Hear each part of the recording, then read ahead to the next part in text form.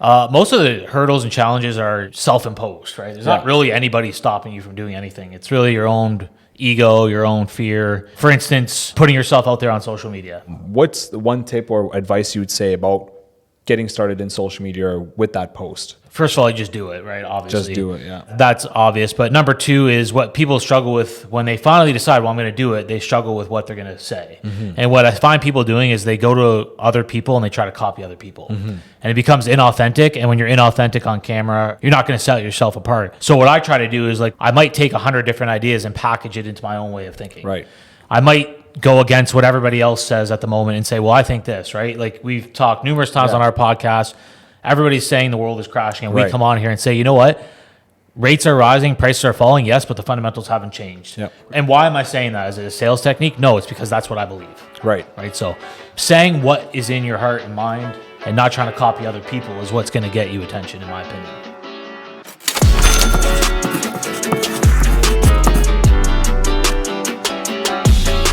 What's up, everybody? Scott Nascente here, back with Pritish Raval on episode 12 of Leverage. Pritish threw a major curveball at me this morning, just kind of telling me that we're doing a different style here. It's going to be kind of what, like an interview style, Pritish? You're going to just like, Q&A and getting to know each other. The real Scott Nascente, apparently. Yeah, okay. That's the folk. Well, listen, the truth was Scott was like, I want everybody to know more about me. I want to talk about myself a lot on this podcast. Never happened. And he was texting me all morning, like, please, let's change the format. So I said, sure. Let's talk about you this episode. That's exactly what happened. Yeah. So, anyways, a little bit different from what we've been doing, but I don't mind sharing my story. It's, I think, a story a lot of people have out there, starting with kind of, struggling with your, maybe a career that you don't particularly enjoy or looking to do something else or switch things up or get into investing. I think it might be able to help some people out there. Might be interesting. Yeah, and so let's kind of just dive into it, right? First question, and some of the questions I wrote down because I was getting them as well from online. So let's ask the most important question: is are you allergic to seafood? I tell people that I'm allergic to seafood, but I'm actually not. The reason I say that is because whenever somebody asks me if I want, shrimp or lobster or whatever, whenever I tell them I don't like seafood, I get hit with a monologue about why I should like seafood. So after over a decade of this monologue, people trying to convince me to like seafood, I just started telling people that I'm allergic. Okay, and it just kind of eliminates the conversation right there, and then we can all move on with our lives. Okay, got it. Which I did to you, actually. I do recall. I do recall. Yes. Told us we were out. You told us you were allergic to seafood.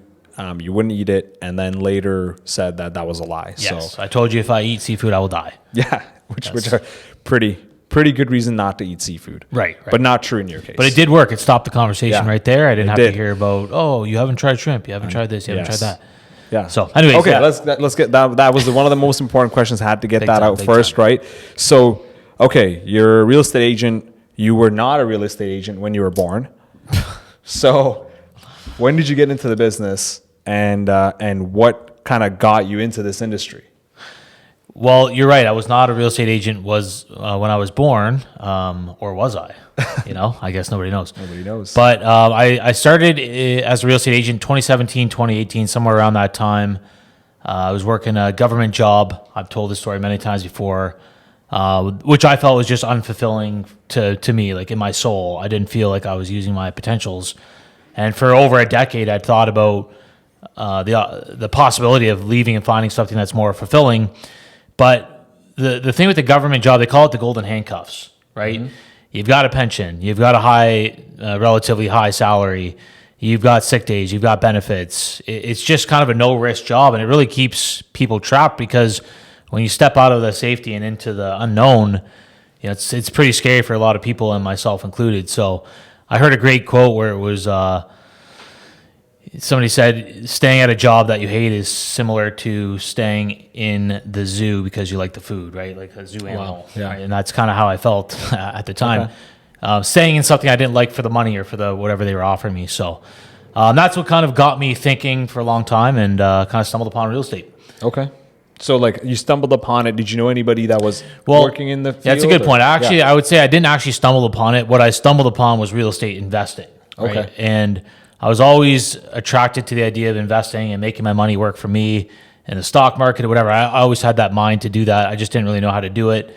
I spent a decade in the stock market, almost made no real money of any consequence, right? Like maybe 5 or 10 grand in a decade. It's just not life-changing money. And I knew there was something else out there. So I read a couple books on real estate investing and the light bulb went off. Like it was immediate. As soon as I read these books, I'm like, yeah, real estate investing and ownership is the key to long-term wealth and financial freedom.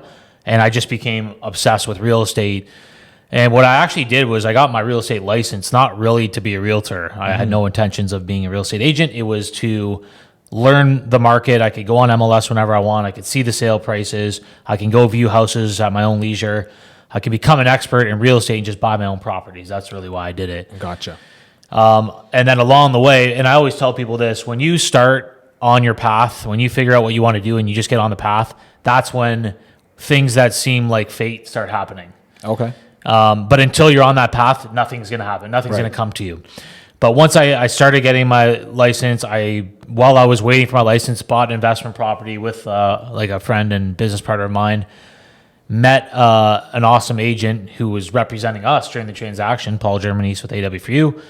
And he says, hey, I heard you're getting a real estate license. I'm starting a team. Like, why don't you consider joining my team? Okay. And, you know, it was just him and Chris at the time. And I said, well, I don't really want to be a real estate agent, but I looked into Paul a little bit deeper. I'm like, wow, this guy's like a top agent. Why the hell would he want me on the team? I'm a government job. I know nothing about sales. I don't think I'll be good at sales. I don't even want to do sales. But I also knew that, like, okay, this is a rare opportunity. I've got to do it, right? It'd be stupid not to do it. And if I hate it, whatever, I can just not, quit or whatever. But so I ended up, a year later, ended up kind of joining the team. So that's where that fate comes in. Right? Okay. But if I hadn't taken that first step of going to get my real estate license, which was intimidating at the time, none of this would have happened, right? Right. So I get a lot of questions, from clients or individuals that are interested in getting started in the industry, right? Like you said, you didn't really have an intention of becoming a real estate agent. Kind of happened by accident.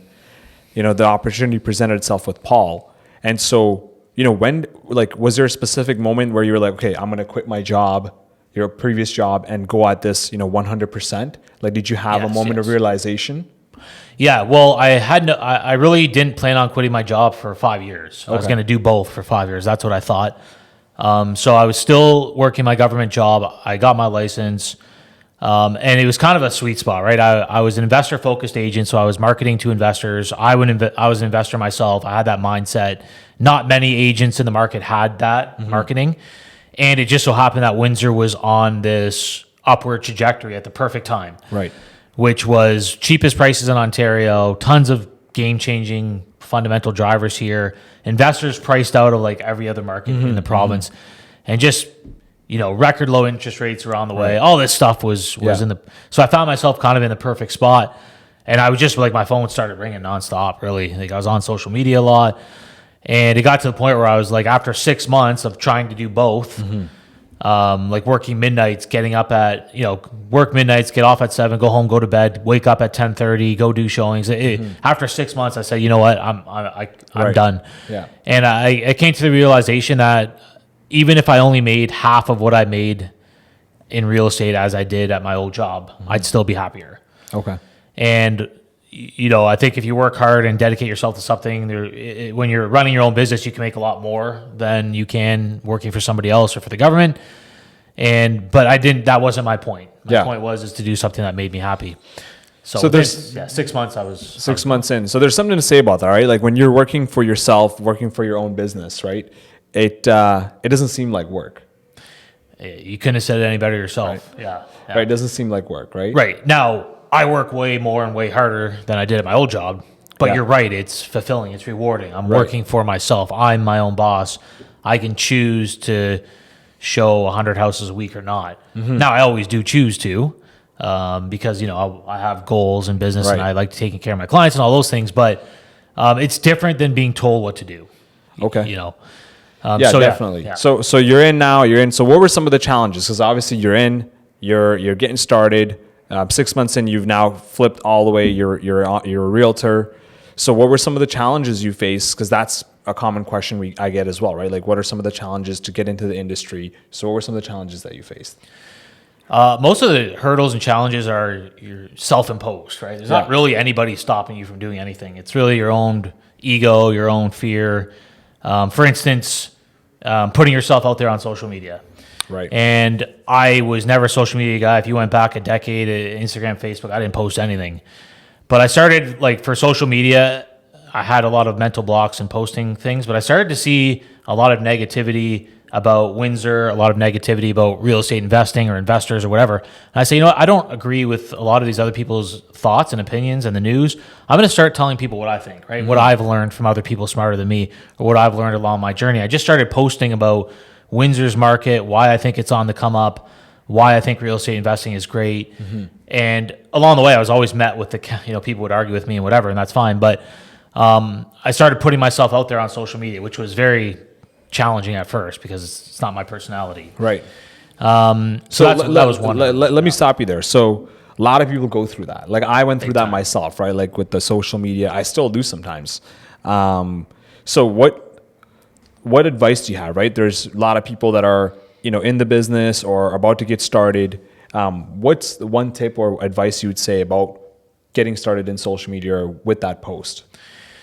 Well, what I see people that are just, first of all, you just do it, right? Obviously. Just do it, yeah. That's obvious. But number two is what people struggle with when they finally decide, well, I'm going to do it, they struggle with what they're going to say. And what I find people doing is they go to other people and they try to copy other people. And it becomes inauthentic. And when you're inauthentic on camera, everybody can tell, or you're just copying somebody else. It's not very interesting. You're not going to sell yourself apart. So what I try to do is almost everything I say is, it's not necessarily the original as if I thought of everything, but I might take 100 different ideas and package it into my own way of thinking. Right. I might go against what everybody else says at the moment and say, well, I think this, right? Like, we've talked numerous times on our podcast. Everybody's saying the world is crashing, and we come on here and say, you know what?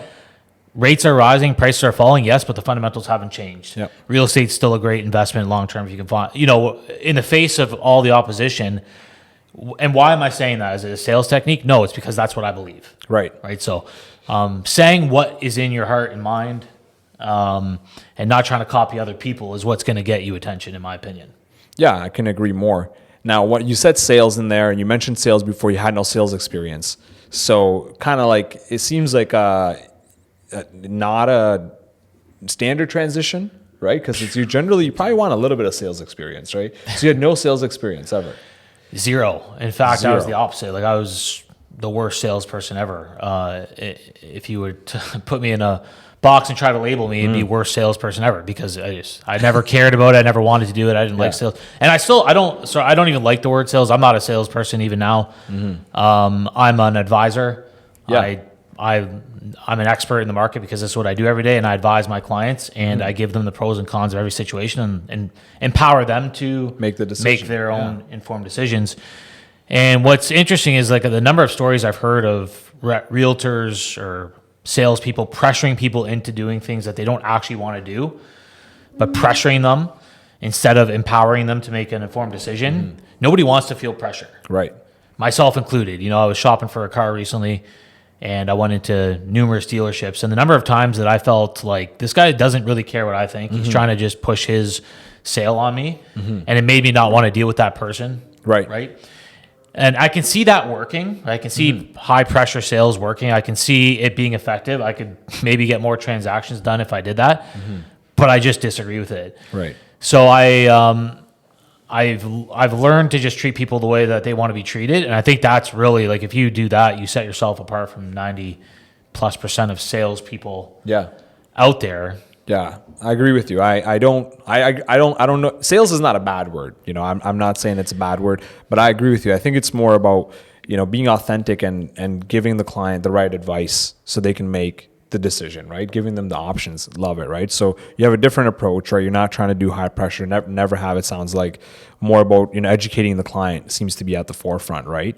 Yeah. So you're in the industry. You're doing great things. Now I'm going to change gears a little bit. One of the questions that I was getting, again, like I said, I kind of opened it up to some online questions. One of the questions was, what does Scott like to do in his free time? So I know one of the things you mentioned to me a little bit ago was you bought a scooter, electric scooter, and I thought it was a regular scooter, and I jokingly said, hey, I have a scooter as well, which you use your foot to propel yourself. Let's go for a scooter ride. You said my scooter goes 30 kilometers per hour. What are you, Fred Flintstone? Like, come on. Have you taken the scooter out for a ride? But the question is, what do you like to do in your spare time?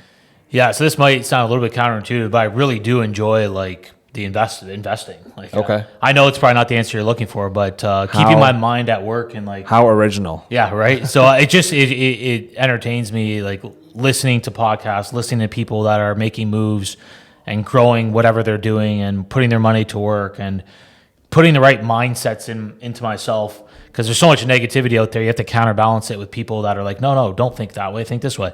So I really do enjoy that. Florida is one of my goals. I would say I want to kind of get down to Florida for 3 to 6 months a year, get out of the winter weather, beach, going out to nice restaurants, Getting tanned. tan, the sun, yeah, like all that stuff. You know, I play casual sports here and there, Yeah. but You guys have a basketball are- court in the back there. yeah, for sure. Yeah, play? so summertime, that's a little bit. I mean, not competitively. Yeah. Those days have long gone. They never were really.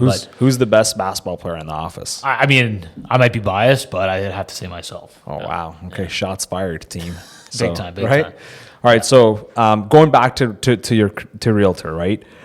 We talked a little bit about, your journey already. What was the biggest challenge for you in doing this?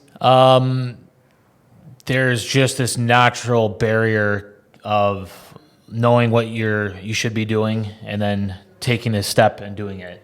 And I might make it seem like, oh, I learned about real estate investing, got my license immediately, and then started becoming a realtor. No, like this was a 3-year process of okay, now I've had the light dawn about real estate investing. Then 6 months later, I'm like, okay, well, I'm actually going to get my license now. Even though I've been thinking about it for months and months, I'm actually going to do it. And then I started getting my license and I quit. I didn't quit, but I stopped halfway through. And I said, you know what, maybe this isn't the right path, right? And then 6 months later, okay, I'm actually going to finish it. And then you get your license, and then, okay, which brokerage am I going to join, and all that stuff, right? So it seems like a step-by-step process, but it was actually filled with many different canyons, ups and downs, highs and lows that were all, again, internal barriers. Nobody was stopping me from doing anything, right? And some of the other external barriers I'm going to caution people are your coworkers, your friends, and your family. They're going to be the last people that support you, oddly enough. Especially if you're coming from one of these safe jobs, nobody was coming to me saying, quit your government job that you've been at for 11 years and you have an 11-year pension and benefits and go get into a sales job where you're guaranteed nothing. Yeah, that's a great idea, Scott. Nobody said that to me, right?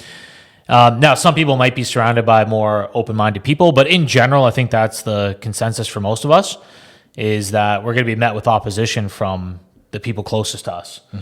So I would come home and tell people my grand plans, right? My family, my friends, and they would be like, good luck, right? Like, yeah, only, my dad said this to me, bless his heart, numerous times. Only 5% of the agents make any money. And I believe that's probably kind of true, right? I don't know if it's 5%, but a small percentage of the people in any business probably make the most money, most of the money, because they do things right. And, that stuff was in my head, right? Well, maybe I won't make it. Maybe I can't be successful. Maybe it is risky to quit. So that's probably the toughest. So how barrier. do you get over that? What did you do? Like, you just kind of self-talk, you stick with it, and you just... It's almost like it was so unbearable for me that it forced me to do it. But if I had to flip that, it would be just do it, right? So Nike came up with that slogan, and it's one of the best slogans of all time for a reason. It's so simple, and it's just do it. And being a real estate agent, I'm an investor-focused agent. I've talked to thousands of people thinking of getting into real estate. What percentage of people do you think actually pull the trigger? Right. 5%, 6%. I've had 1,000 phone calls, 150, 200 people actually made a move or whatever. So it's always a very small percentage, but everybody knows they should be doing it. Everybody knows they should start that business. Everybody knows they should buy that property, invest in that fourplex, do this, do that. And they just talk themselves out of it. And if they don't talk themselves out of it, somebody close to them, family or friend will. Yeah, exactly. Right. So yeah, it sounds like a lot of self-talk, right? You have to make sure you stay focused. So one other question I had, which was now, like, obviously you had your ups and downs, right? Do you recall your big break, like that one property or that one listing, right? Where it just kind of, that was what propelled you to the next level? Yeah, that's man. So for me, it was when I look back, you could maybe point to one thing and say that was the moment, but really it's an accumulation. Accumulation of thousands of moments, thousands of minor successes. And then I look back, like I remember when my first week in the office, Chris and Paul were here and I was taking a phone call from somebody calling about a listing or something like that. And I was so nervous. They could tell. I didn't know what to say. I was like panicking. I didn't know how to deal with the situation. I didn't know whatever. And then 3 or 4 years later, whatever year I'm in now, I look back and say, oh my God, I can't believe that was me. Like, that's insane. And even like Paul and Chris will comment the same, like where you were to where you are now is insane. And of course, a lot of it is attributed to learning from these guys. But it's not one moment. It's just one small victory at a time. Yeah. And I think that's one of the big hurdles for people too, is they're expecting like to jump into something and be successful immediately.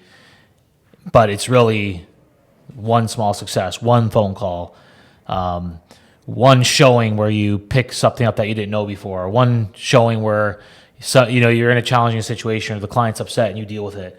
And then all of a sudden you look back, you're like, oh wow, I'm actually a good agent now. I actually know how to deal with these situations. So yeah, that's how a combination of everything. Yeah. I love it, right? Because it's like you said, a lot of people want that instant gratification, right? Big time. You want to get in, you want to be instantly, immediately successful. You want to be immediately at the top. Right? I want to touch on that too, because that is possible. There are just like in sport, right? There are some elite people. LeBron James, he's just always been the best. Sidney Crosby, whatever. There's just these elite guys. They've always been better than everybody. They might not have to work as hard, but 99% of us are starting at the bottom. We don't have elite talent. We don't have elite skills and experience. We have to build them up. But the problem is that we typically look to these anomaly people as our inspiration instead of just the average guy that climbed his way to success. And that's very daunting, right? Because you're not LeBron James. You're not 6'6" or whatever he is with a 250-pound frame. And translate that over to business, right? You might not be the most outgoing person. You might not be all over social media. You might not have a social network of thousands of people. You might be starting from the bottom. Right. And looking at these people that just kind of said, oh yeah, it's easy for me because I did this, that, whatever. Well, don't look at those people. Find somebody that started from nothing would be my advice there. Yeah, one of the things, I thought you were going to quote Drake there for a second when you said started from the bottom. But one of the things I also believe in is you end up similar to who you surround yourself with. So the top 5 people you surround yourself with or you aspire to be like is where you're going to end up, right? So like what you were saying, working with Paul and Chris and kind of getting that team going, right? So that's huge. Amazing. Now, is there anything that you think you want to share that maybe I may have missed? Maybe you want to share like a situation where you failed or you had to pick yourself back up. Anything that I may have missed around that? Oh man, there's so many failures. Like it's hard to pick just pick one. But really, the biggest failures are the ones like the things that I said I should have done at the time and didn't do. Really, because anything else that I did, whether it worked out or not, brought me to where I am today. It's the things that I didn't do, right? There's multiple investment opportunities I passed up on, multiple pieces of land where I said, oh, I should build a 4-plex here, a 6-plex. And I'm like, oh, it's just whatever. I talked myself out of. In terms of the things that I've done that I regret, there's nothing, because the fact that you're doing stuff and getting burned or burning yourself or making mistakes, that's the key. It's the things that you don't do. So the mistakes if people are struggling with getting into whatever you're trying to get into, the mistake is not taking the steps. Not doing it. I think everybody should own real estate. Honestly, I do. I think it's the best investment class in the world. I think it's it's on Maslow's hierarchy of needs. It's not something that people want. They literally need shelter. As long as the fundamentals of whatever market you're in are solid, which is population growth, supply and demand, and when you're buying something in a great location that is making money every month, the returns outstrip every other investment class. So that's what got me on this path. And yeah, I've turned into a real estate agent and whatnot, but it's that eye-opening moment of real estate, the power of real estate and investing. And not everybody's an investor, that's fine. But if you do have that inkling, just start buying real estate. You know, I always use this analogy. If you met somebody on the street and you said, hey, what do you do for a living, whatever, and they said to you, oh, I own 25 investment properties. Do you ever walk away from that meeting and thinking, hey, that guy's an idiot? 25 rental properties? Wow. He must be really struggling, right? We all know this, right? If we all know, like, if I own 5 or 10 properties and just held them for 30 years, it's going to put me in a very good financial position, yet nobody's doing it. A very small percentage of people are actually doing it. And then they end up saying, well, 10 years ago, I should have done it. I'm like, well, you're going to say the same thing 10 years Exactly. ago. Yeah. 10 years from now. And we perpetually repeat the same error over and over again, always thinking we missed the boat. But that keeps you continuing to miss the boat, right? Yeah. On that note, what an excellent way to end, because I think the key message, here is you want to get started, right? Like what you were saying, whether it's to start off on that career, taking that chance on something you've been thinking about, whether it's buying your first investment property or working your way toward the financial freedom that you just mentioned, right? Or just buying your first home. First home, yes. Yeah. Your first home, you're thinking about Yeah. it. When's the Getting right into the time? market. Can I do it? Now's the right time. right? Always. As long as it's in your price range and you're guided properly and you're getting what you want, you've got to get into a home. Yeah. And that ship is, in my opinion, it's sailing in Canada. Unfortunately, the first time home buyer ship is going to be very difficult in the future. So, anyways, we'll save that for another time. Yeah, we will. Yeah. But that was great, man. I appreciate you sharing your journey. Yeah. Well, next time I'm putting you on the hot seat, so I hope hope you're prepared. One last question was you had a listing near Slinky's, Big time, right? Yeah. And people just, why did you not eat the ice cream? I did. Oh, you did? Okay. Oh, because it was just 3 melting. scoops. I ate all 3. I was very sick after. Okay. A lot of it did melt. Okay. The reason why, like, it was a hot day that day, and Anthony, our video guy, he was just taking his sweet time. Gotcha. So I was sitting there with the ice cream. He's dipsy doodling and running back to the car. Oh, I forgot something, and while this is dripping down. But as soon as the cameras were off, I ate all 3 scoops for sure. Favorite ice cream flavor? Oh man, Moose Tracks is great. Yeah, let's stick with Moose Tracks. Can't go wrong. All right, and if you could be one animal, what would you be? A moose. There you go, ladies and gentlemen. Nobody's ever said that before, so. Scott Innocente, a.k.a. The Moose. Please don't ever call me that. Let's go.